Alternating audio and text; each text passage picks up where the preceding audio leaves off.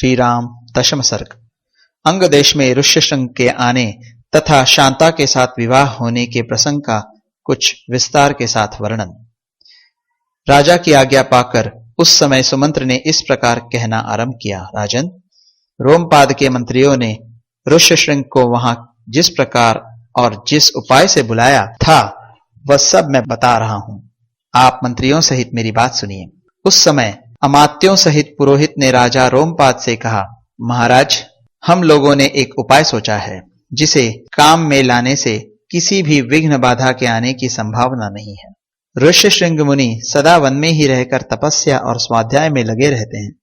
वे स्त्रियों को पहचानते तक नहीं हैं और विषयों के सुख से भी सर्वथा अनभिज्ञ हैं। हम मनुष्यों के चित्त को मत डालने वाले मनोवांछित विषयों का प्रलोभन देकर उन्हें अपने नगर में ले आएंगे, अतः इसके लिए शीघ्र प्रयत्न किया जाए। यदि सुंदर आभूषणों से विभूषित मनोहर रूप वाली वेश्याएं वहां जाएं तो वे भांति भांति के उपायों से उन्हें लुभाकर इस नगर में ले आएंगी, अतः इन्हें सत्कार पूर्वक भेजना चाहिए। यह सुनकर राजा ने पुरोहित को उत्तर दिया, बहुत अच्छा, आप लोग ऐसा ही करें। आज्ञा पाकर पुरोहित और मंत्रियों ने उस समय वैसी ही व्यवस्था की। तब नगर की मुख्य मुख्य वेश्याएं राजा का आदेश सुनकर उस महान वन में गईं और मुनि के आश्रम से थोड़ी ही दूर पर ठहरकर उनके दर्शन का उद्योग करने लगी। मुनि कुमार ऋष्यशृंग बड़े ही धीर स्वभाव के थे, सदा आश्रम में ही रहा करते थे। उन्हें सर्वदा अपने पिता के पास रहने में ही अधिक सुख मिलता था, अतः वे कभी आश्रम के बाहर नहीं निकलते थे। उन तपस्वी ऋषि कुमार ने जन्म से लेकर उस समय तक पहले कभी न तो कोई स्त्री देखी थी और न पिता के सिवा दूसरे किसी पुरुष का ही दर्शन किया था।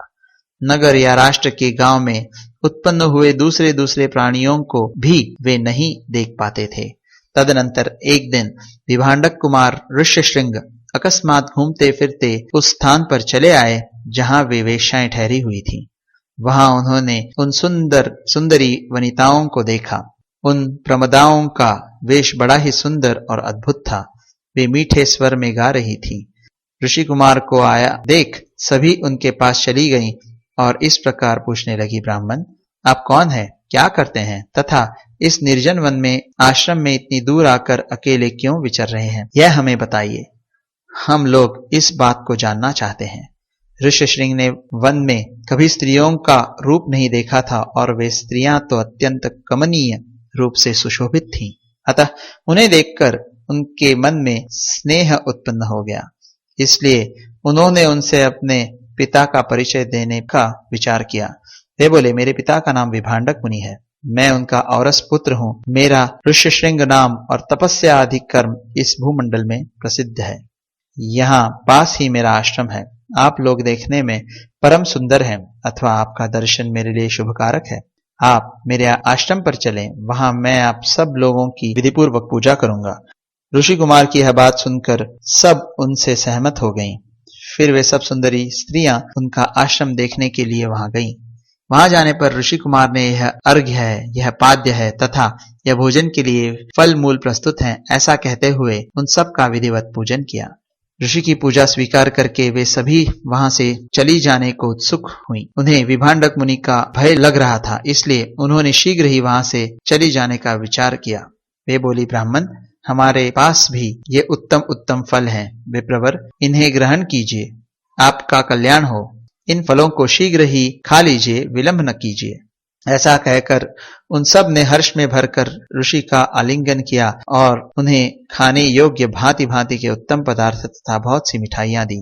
उनका रसस्वादन करके उन तेजस्वी ऋषि ने समझा कि ये भी फल हैं, क्योंकि उस दिन के पहले उन्होंने कभी वैसे पदार्थ नहीं खाए थे। भला सदा वन में रहने वालों के लिए वैसी वस्तुओं के स्वाद लेने का अवसर ही कहाँ है। तत्पश्चात उनके पिता विभांडक मुनि के डर से डरी हुई वे स्त्रियां व्रत और अनुष्ठान की बात बता उन ब्राह्मण कुमार से पूछकर उसी बहाने वहां से चली गईं। उन सब के चले जाने पर काश्यप कुमार ब्राह्मण ऋष्यशृंग मन ही मन व्याकुल हो उठे और बड़े दुख से इधर उधर टहलने लगे। तदनंतर दूसरे दिन फिर मन से उन्हीं का बारंबार चिंतन करते हुए शक्तिशाली विभांडक कुमार श्रीमान ऋष्यशृंग उसी स्थान पर गए जहां पहले दिन उन्होंने वस्त्र और आभूषणों से सजी हुई उन मनोहर रूप वाली वेश्याओं को देखा था। ब्राह्मण ऋष्यशृंग को आते देख तुरंत ही उन वेश्याओं का हृदय प्रसन्नता से खिल उठा।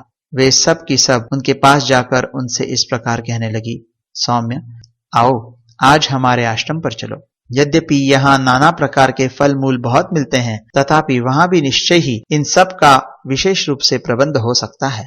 उन सब से मनोहर वचन सुनकर ऋष्यशृंग उनके साथ जाने को तैयार हो गए और वे स्त्रियां उन्हें अंग देश ले गईं। उन महात्मा ब्राह्मणों के अंग देश में आते ही इंद्र ने संपूर्ण जगत को प्रसन्न करते हुए सहसा पानी बरसाना आरंभ कर दिया। वर्षा से ही राजा को अनुमान हो गया कि वे तपस्वी ब्राह्मण कुमार आ गए। बड़ी विनय के साथ राजा ने उनकी अगवानी की और पृथ्वी पर मस्तक टेक कर उन्हें साष्टांग प्रणाम किया। फिर एकाग्रचित्त होकर उन्होंने ऋषि को अर्घ्य निवेदन किया तथा उन विप्र शिरोमणि से वरदान मांगा, भगवान आप और आपके पिताजी का कृपा प्रसाद मुझे प्राप्त हो। ऐसा उन्होंने इसलिए किया कि कहीं कपट पूर्वक यहाँ तक लाए जाने का रहस्य जान लेने पर विप्रवर ऋष्यशृंग अथवा विभांडक मुनि के मन में मेरे प्रति क्रोध न हो। तत्पश्चात ऋष्यशृंग को अंतःपुर में ले जाकर उन्होंने शांत चित्त से अपनी कन्या शांता का उनके साथ विधि पूर्वक विवाह कर दिया। ऐसा करके राजा को बड़ी प्रसन्नता हुई।